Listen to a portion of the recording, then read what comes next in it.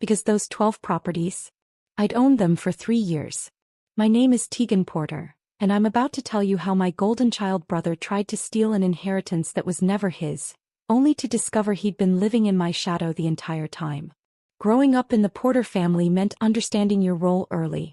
My brother Marcus was the star, football captain, business degree from a prestigious university, engaged to a lawyer's daughter named Brittany. I was the one who couldn't quite figure life out. The family disappointment. It started when I was 16 and told my parents I wanted to study hospitality management instead of pre-law like Marcus. My father actually laughed.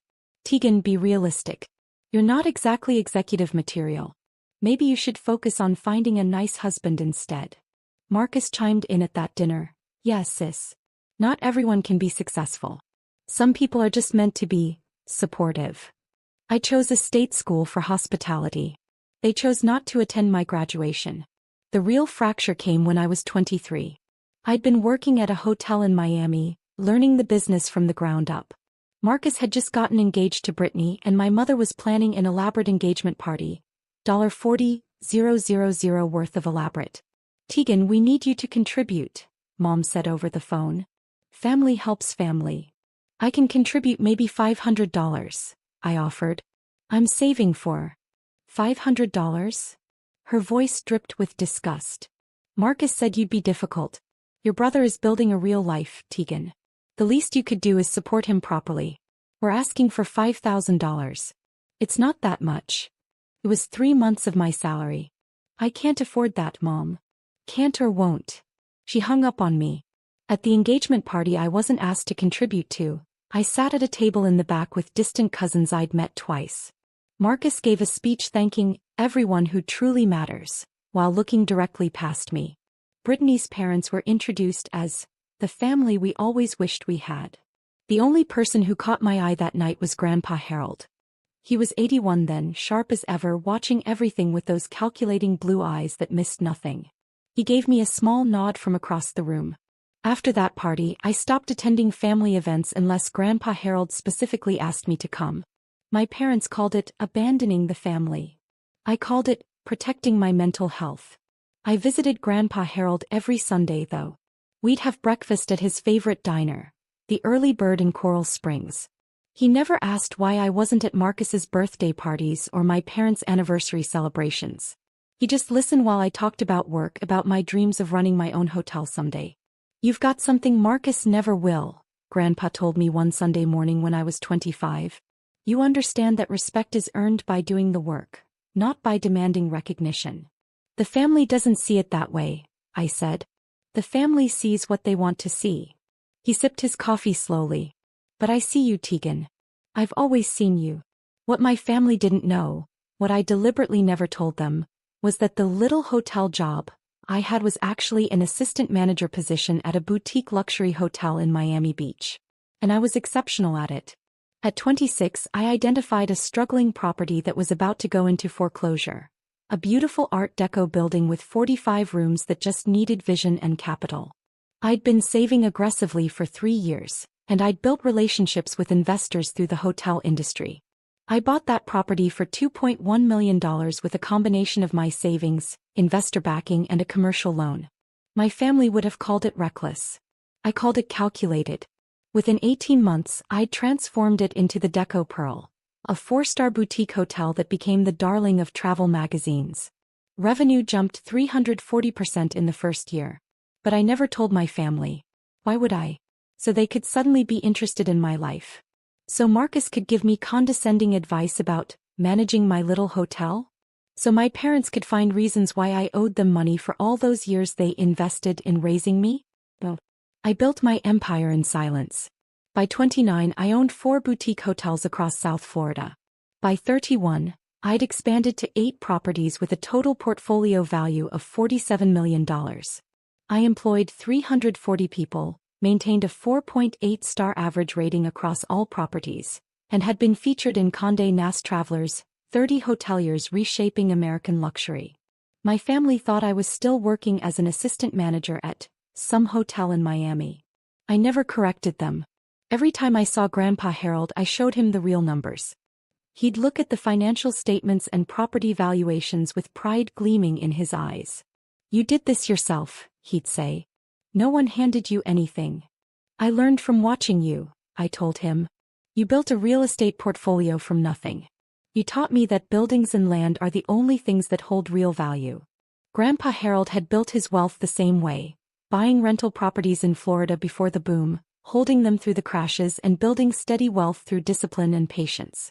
By the time I was 32, he owned 12 single-family rental homes across Fort Lauderdale and Coral Springs, worth approximately $5.8 million total. Marcus, meanwhile, was working as a regional sales manager at a medical supply company. Good job. Decent salary. Nothing extraordinary. But in our family he was still the golden child because he had a traditional career, and was married with 2 children. At Sunday breakfast 3 months before Grandpa Harold died, he slid an envelope across the table. "What's this?" I asked. "Legal documents. I'm updating my will. I want you to know what's coming." "Grandpa, we don't need to talk about." "We do." His voice was firm. "Because I know what Marcus and your parents expect. And I know what you've built without expecting anything from anyone. Open it." Inside was a copy of his new will. The 12 rental properties were left to me, all of them. To Marcus he'd left $50,000 cash in his car. To my parents, cherished personal items and $25,000 each. "Grandpa, this is going to cause problems," I said quietly. "Good. Let it cause problems. You're the one who visits. You're the one who calls. You're the one who built something real without asking me for a dime, even though you knew I'd have given it to you." He reached across the table and squeezed my hand. "They're going to be angry, Tegan. But you've earned this and you're strong enough to handle their anger." He died 6 weeks later. Heart attack in his sleep. Peaceful, the doctor said. The family immediately assumed Marcus would inherit the rental portfolio. No one even asked me. They just assumed. The will reading was scheduled for 2 weeks after the funeral, held at Sherman and Associates, the law firm that had handled Grandpa Harold's affairs for 30 years. I arrived 10 minutes early, wearing a navy suit I'd purchased for a hotel industry conference. My mother looked me up and down with barely concealed disdain. "Tegan, you came." She said it like she was surprised I'd shown up to my own grandfather's will reading. "Of course I came." Marcus walked in with Brittany, both dressed like they were attending a board meeting. He clapped me on the shoulder hard enough to make it condescending. "Hey sis, don't worry, I'll make sure you can visit the properties whenever you want. Family's family, right?" I smiled. "That's generous." My father was already sitting, talking loudly about what Marcus should do with his inheritance. "The Coral Springs properties need new roofs," Dad was saying. "You could increase the rent after renovations. Probably pull in an extra $2,000 per month across all of them." "I was thinking of selling a few," Marcus said. "Get some liquid capital, maybe invest in Brittany's law practice expansion." They were spending money that wasn't theirs yet. If you've ever been the family punchline, hit that like button and subscribe right now. You're not going to want to miss what happened next. Harold Sherman III, the senior partner and Grandpa Harold's longtime attorney, entered looking uncomfortable. He was 67, impeccably dressed and carrying 2 folders, one thick, one thin. "Thank you all for coming," he began. "Harold Porter was my client and my friend for over 30 years. He was very specific about his final wishes." Marcus was already smiling. Mr. Sherman opened the first folder.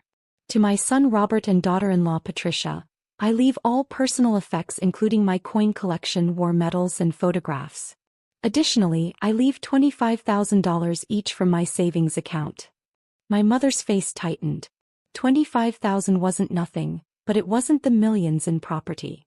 "To my grandson Marcus Porter, I leave $50,000 from my savings account and my 2018 Cadillac sedan." Marcus's smile faltered. "Wait, what about the properties?" "I'm getting to that," Mr. Sherman said, and I watched his eyes flick toward me nervously. That's when Marcus stood up. "All 12 rental properties in Florida go to me," Marcus announced like he could will it into reality. "Tegan gets nothing, she abandoned family. She barely visited. She was never there." Everyone nodded. My mother actually said, "That's right." I just smiled and placed my folder on the table, the one I'd brought with me. The one containing 3 years of documentation. Mr. Sherman's hands shook as he read from Grandpa Harold's will. To my granddaughter Tegan Marie Porter, who has proven through her actions, dedication and character that she understands the true meaning of family and hard work, I leave my entire rental property portfolio consisting of 12 single-family homes located in Fort Lauderdale and Coral Springs, Florida. The room went silent. Then Marcus exploded. That's insane. She doesn't even have a real job. How is she going to manage rental properties? This has to be a mistake. There's no mistake, Mr. Sherman said quietly. This is bullshit. Marcus shouted. I'm contesting this. Tegan manipulated him. Actually, I said calmly, sliding my folder across the table to Mr. Sherman, there's something everyone should know. Mr. Sherman, could you please confirm the transfer dates in those documents? The lawyer opened my folder. His eyes widened as he scanned the first page. Then the second. Then the third. Oh my God, he whispered. What? Marcus demanded. What is that? Mr. Sherman looked at me and I nodded permission. His voice was steady but shocked as he read, these are property transfer documents. All 12 of Harold Porter's rental properties were sold to. He paused, looking at me again. To Tegan Porter. Beginning 3 years ago. My mother's face drained of color. What? Grandpa Harold sold me all 12 properties over a 3-year period, I said calmly. Fair market value, structured payments, all properly documented and recorded with the county. The will Mr. Sherman just read? It's technically bequeathing me properties I already own. That's impossible, Marcus said, but his voice cracked. You don't have that kind of money. You work at a hotel. I own 8 hotels, Marcus. I let that sink in for exactly 3 seconds. My company, Porter Hospitality Group, has a current portfolio valuation of $47 million. The 12 properties Grandpa sold me were integrated into my real estate holdings. I've been managing them as rental properties while paying Grandpa an annuity from the profits, which gave him steady income in his retirement. Brittany actually laughed. A sharp, disbelieving sound.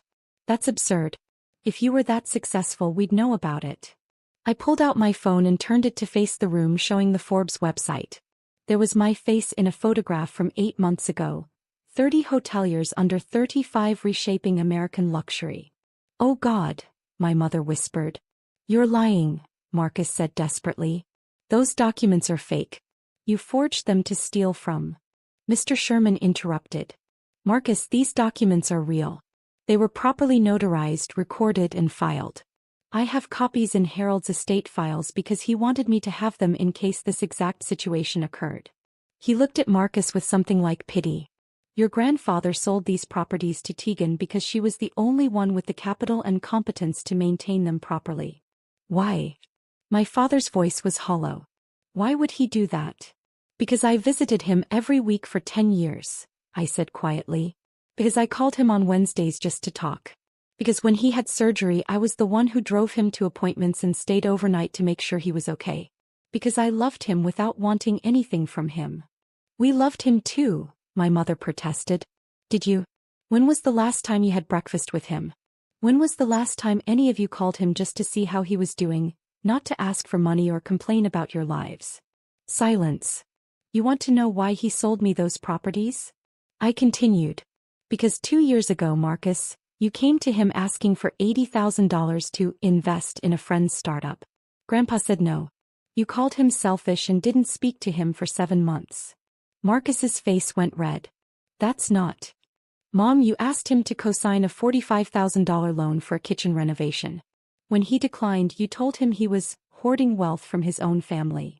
Dad, you wanted him to give you 3 of his rental properties outright so you could manage them and keep the income. He refused and you didn't visit for a year. That's not fair, my mother said, but her voice was weak.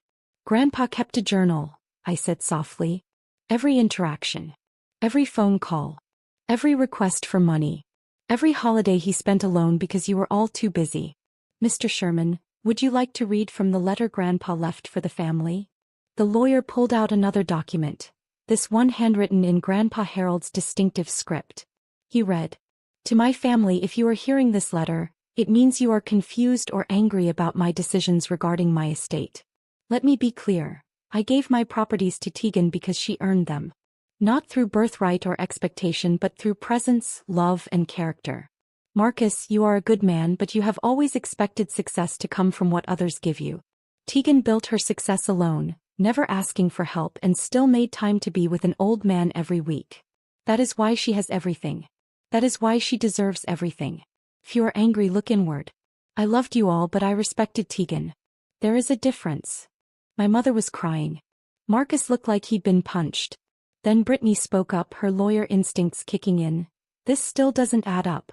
How did you afford to buy 12 properties worth millions? Where did that money come from? Drop a comment and let me know where you're watching from tonight. I started buying properties from Grandpa 3 years ago, I explained.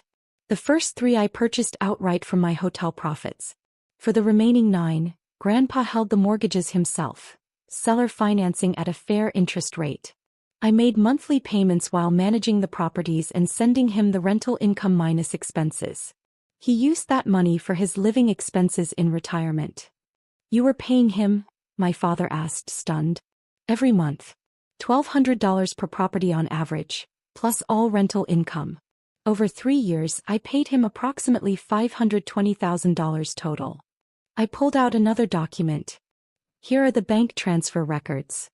Mr. Sherman reviewed them and nodded. These are legitimate. So Grandpa didn't just give you the properties, Marcus said slowly, like he was trying to find an angle. You bought them. Yes. Then the will doesn't even matter. You already own them. Correct, Mr. Sherman confirmed.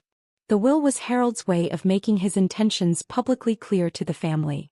He wanted everyone to understand that Tegan earned this. Marcus slammed his hand on the table. This is insane. You stole our inheritance. No, I said, my voice sharp for the first time. I bought properties that Grandpa chose to sell to someone he trusted. You're not entitled to other people's assets just because you're related to them. That's not how inheritance works, and it's definitely not how respect works. We're contesting this, Marcus said, looking at Brittany. You'll lose, Mr. Sherman interrupted. And I'm going to be very frank with you, Marcus. If you pursue legal action against Tegan over property she legitimately purchased, you will spend tens of thousands in legal fees only to have a judge dismiss your case. Your grandfather was of sound mind. The transactions were legal. There is no case. Then he was manipulated, my mother burst out. Tegan took advantage of an old man. Mrs. Porter, I've known Harold for 30 years. He was sharper at 84 than most people are at 50. These transactions were his idea, not Tegan's. That's when my father said something that revealed everything. But what are we supposed to get? We're his children. We deserve something. You got exactly what Grandpa thought you deserved, I said quietly. $25,000 each and his personal effects. That's more than I got from you growing up. The room fell silent except for my mother's quiet crying. Then I stood up and gathered my folder. For what it's worth, I'm not angry at any of you. I'm just done. Done trying to earn love from people who see me as less than. Done being the family disappointment when I've built something you can't even comprehend. Done pretending that blood relation means I owe you anything. Tegan, my father started. I'm not finished. My voice was calm, but every word carried weight. You taught me exactly how much I was worth to you. I just raised my price. You mistook my silence for acceptance, my absence for failure. But I wasn't hiding. I was watching. Every dismissive comment, every time you chose Marcus over me, every time you made me feel small, I was gathering evidence of who you really were. That's cruel, my mother whispered. No. Cruel was excluding me from family events. Cruel was telling a 16-year-old girl she wasn't executive material. Cruel was demanding $5,000 I didn't have to celebrate a brother who called me a disappointment. I didn't respond with cruelty. I responded by becoming someone who didn't need your approval. I turned to Mr. Sherman. Is there anything else that requires my presence? No, Miss Porter. We'll handle the estate paperwork through standard channels. Then I'm leaving. Marcus, Brittany, Mom, Dad, I wish you well. I genuinely do. But you won't be hearing from me again unless it's through my attorney. I was halfway to the door when Marcus shouted, You can't just walk away. We're family. I turned back one last time. No. Grandpa Harold was family. He showed up. He believed in me. He earned the title. You're just people I happen to share DNA with. There's a difference. As I reached for the door handle, it opened from the outside. Two people I recognized entered. Detective Sarah Chin from the Fort Lauderdale Police Department White Collar Crime Unit, and James Morrison from the IRS Criminal Investigation Division. Tegan Porter? Detective Chin asked. Yes. We need you to stay for a few more minutes. We have some questions for everyone in this room. My stomach dropped. What's this about? We've been investigating financial irregularities related to Harold Porter's estate. Specifically, we've found evidence of attempted fraud. Marcus went pale. Mr. Sherman stood up slowly. What kind of fraud? Detective Chin pulled out her own folder. Much thicker than mine. 3 weeks before Harold Porter's death, someone attempted to have him declared mentally incompetent and transfer all his assets into a trust controlled by Marcus Porter. The documents were filed with forged medical evaluations and a notary stamp that doesn't match any registered notary in the state of Florida. Everyone's eyes turned to Marcus. That's insane, he shouted. I didn't. We have your signature on the trust documents, Mr. Porter, Agent Morrison said. We also have email correspondence between you and someone calling themselves Dr. Rebecca Hamilton, discussing payment for medical evaluation letters declaring your grandfather incompetent. Rebecca is Brittany's paralegal, I said quietly, the pieces clicking together. Brittany stood up so fast her chair fell backward. I had nothing to do with this. Marcus, what did you do? We have your work email address in the correspondence chain, Mrs. Porter, Detective Chin said. The emails were sent from your law firm's server. I want a lawyer, Marcus said, his voice shaking. You married one, I said, but there was no satisfaction in it. Just sadness. Detective Chin continued. We're also investigating a series of unauthorized withdrawals from Harold Porter's bank accounts in the 6 months before his death. Approximately $47,000 was transferred to accounts belonging to Marcus Porter and Robert Porter. My father's face went gray. Those were loans. Dad said I could borrow. We have the bank records, Agent Morrison interrupted. Harold Porter reported these transfers as unauthorized to his bank 2 weeks before he died. He filed a formal complaint. Oh my God, Mr. Sherman whispered. That's why he called me. He said he suspected someone was trying to steal from him, but he wanted to be sure before making accusations. Hit that subscribe button if you've ever had to set boundaries with toxic family, because what happened next destroyed everything they'd built. Detective Chin arrested Marcus and Brittany right there in the conference room. Financial fraud, attempted exploitation of an elderly person, forgery, identity theft. The charges kept coming. My father was arrested the following morning at his home. My mother wasn't charged criminally, but she was named in the civil lawsuit Mr. Sherman filed on behalf of Grandpa Harold's estate to recover the stolen funds. The newspaper coverage was brutal. Local sales manager arrested for attempting to steal deceased grandfather's estate. The story mentioned Marcus's attempt to have Grandpa declared incompetent and the forged documents. It mentioned Brittany's involvement as an attorney who should have known better. It mentioned my father's unauthorized withdrawals. And it mentioned me, the granddaughter who'd built a $47 million hotel empire in silence while her family dismissed her as a failure. Within 48 hours, Marcus and Brittany's bank accounts were frozen as part of the criminal investigation. Brittany's law firm suspended her pending review.